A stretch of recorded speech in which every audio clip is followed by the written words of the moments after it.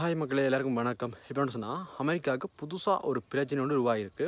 ஆறான்னு கேட்டால் ரஷ்யாவால் தான்.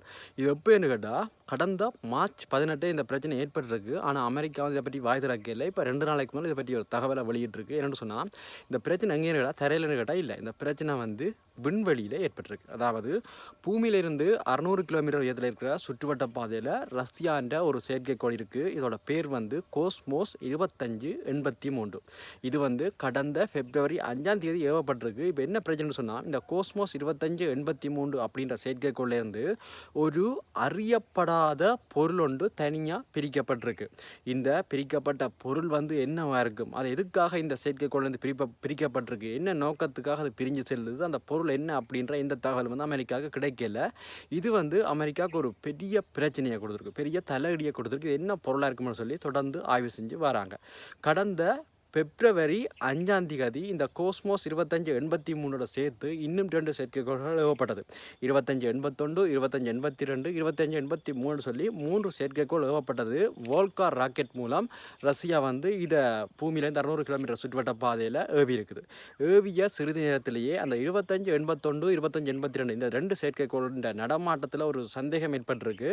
அந்த சந்தேகத்தை தொடர்ந்து நடத்திய ஆய்வுகளில் அவர்களுக்கு பெருசாக தகவல் கிடைக்கல. ஆனால் அமெரிக்கா வந்து ஓகே, இது ரெண்டும் வந்து இதோ இராணுவ நடவடிக்கையாக அனுப்பப்பட்டிருக்கு அப்படின்னு சொல்லி முடிவு கட்டுறாங்க. இந்த 2583 சந்தேகம் பெற இல்லை. அதுக்கு பிறகு இப்போ மார்ச் 18 இந்த 2583 ஒரு அறியப்படாத பொருள் ஒன்று பிரிகடைஞ்சிருக்கு. அது என்னன்னு சொல்லி அமெரிக்கா தலையை பிச்சு கொண்டிருக்கு. ஆனால் விண்வெளி ஆய்வாளர்கள் என்ன சொல்கிறாங்கன்னு சொன்னால், இது வந்து ஏதோ ஒரு புதுசாக ஒரு டொக்கிங் செயல்முறையை கண்டுபிடிக்கிறதுக்காகவோ இல்லாட்டி பிற செயற்கைக்கோள்களோட தொடர்பை ஏற்படுத்துறதுக்கு ஒரு புது தொழில்நுட்பத்தை கண்டுபிடிக்கிறதுக்காகவோ இந்த பொருளை அவர்கள் அனுப்பியிருக்கலாம், இந்த செயற்கைக்கோள்லேருந்து பிரிக்கப்பட்டிருக்கலாம் அப்படின்னு சொல்லி கருத்து சொல்லி வராங்க. ஆனால் வந்து அநேகமானாக்கள் இதை ஏற்றுக்கொள்ளலை. இது ஏதோ ரஷ்யான்ற ஒரு சதி, ரஷ்யான்ற ஒரு இராணுவ வேவு பார்க்குற முறையாக இருக்கலாம், இல்லாட்டி ஒரு விண்வெளி போகிற தொடங்குற முறையாக இருக்கலாம்னு சொல்லி கருதுறாங்களாம்.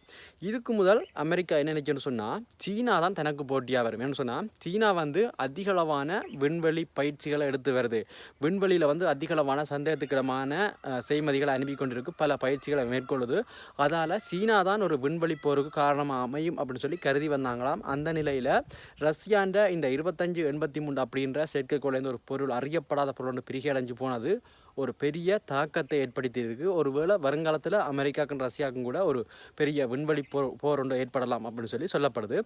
இப்போது நீங்கள் சொல்லுங்கள், இந்த ரஷ்யாவோட 2583 அப்படின்ற செயற்கைக்கோள்லேருந்து பிரிகடைஞ்சு போன பொருள் என்னவாக இருக்கலாம்? மறக்காமல் கமெண்ட் பண்ணுங்கள்.